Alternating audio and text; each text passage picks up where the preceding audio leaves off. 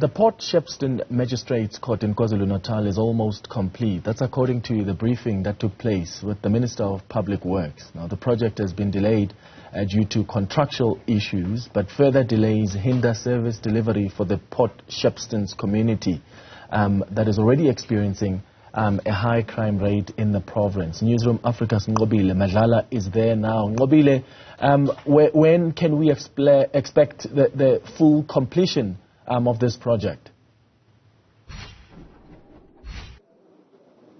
Well, I think the deputy was very clear that he wants it completed at least this year, because that's what they were hoping to start working and sort of start using it. You can already see from the stats that Port Shepstone does need this magistrate court, and of course I'm going to bring in now the minister to speak to us about the issues.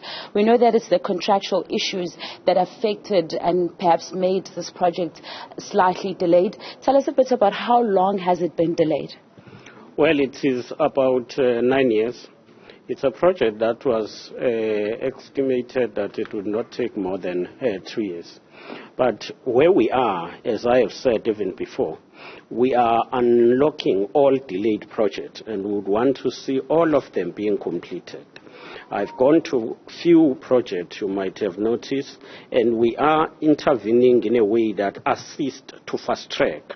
Because as public works, we have to ensure that we support all departments that need infrastructure.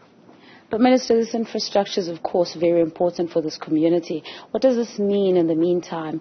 Because they do kind of need service delivery.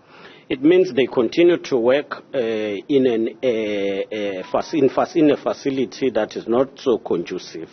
But for us, by the end of October, we will be ready to hand over the facility to the department, and we will continue to ensure that whatever is outstanding is done and finalized within the time frame we have set for ourselves.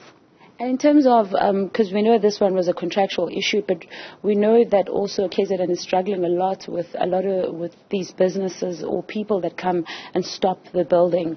What are you going to do in ensuring that there isn't any hijacking of projects?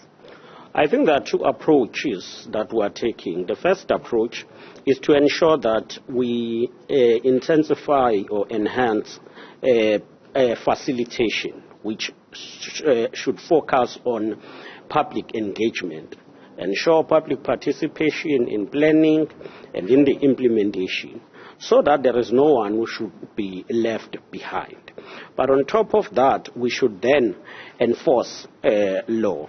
We must ensure that for those who comes to disrupt or to extort money, they are arrested and dealt with. So can we expect this court then to be working by October? Definitely, we are working to ensure that by the end of October we hand it over to the Department of Justice. Just lastly, Minister, how much has it costed to continue this process with the delays included? Well, I wouldn't want to speak on that now, but we take point. The delays in project lead to cost escalation, which is a problem, because you find that a department will be budgeting for a project, and then if it is delayed, you find that you double the cost. So we need to implement all projects within the set period. All right, thank you, Minister. I want to bring in Deputy Minister. I mean, we are hearing that the Minister is saying by October they will be handing this project in, but that means that in the meantime you continue to use an old magistrate court which has a lot of issues. How do you feel as Justice about this? Look, this project has gone on for very long and much too long. The problem has been the original contractor not being able to complete. The original contractor was an established construction company, but they ran into problems, and so that's what's caused the whole blockage. What we were doing, the Minister and I, Minister of Public Works and Infrastructure and I, in coming here was to see that things are ready to be completed. There's still small sections of the court. I think they're saying it's about 96% completed. Then it's the issue of furniture and other forms of equipment. So it needs to be done as soon as possible, but we're very pleased that there is progress and it's a beautiful court. Yes, this is not a Port Shepstone has a magistrates court. As you've said, it's an old building. The people working there are not happy. I think the prosecutors a few months ago had a protest. So the sooner we can move them out of that building into this new beautiful building, the better. But this hinders on service delivery in the meantime. Well, service delivery in terms of justice services would still continue at the old court. Obviously, it should be much improved when they move here, but we're not aware of people not being able to access justice services at the old Port Shepstone Magistrates Court. And I heard you say that you want this building by October, and the Minister is committed to ensuring that you do get this building by October. But if there's further delays, then what would you do? Well, obviously, people would have to stay in the old Port Shepstone Magistrates Court, but that's why we want the building to be completed. Obviously, all processes to be followed, snagging, etc. But we'd like that as soon as possible. And it is, if you look at it, it is almost 100% finished.